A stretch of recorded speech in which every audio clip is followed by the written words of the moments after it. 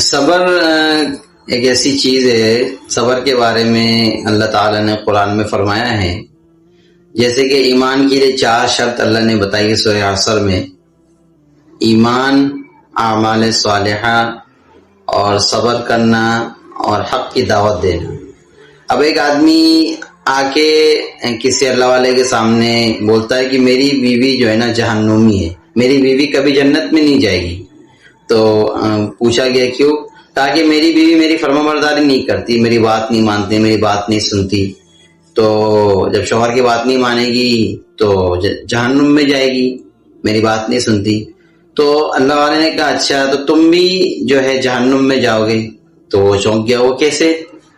انہوں نے کہا کہ قرآن میں 4 ایمان کی شرائط بتائی گئی ہے: نمبر 1 ایمان، نمبر 2 اعمال صالحہ، نمبر 3 حق کی دعوت دینا،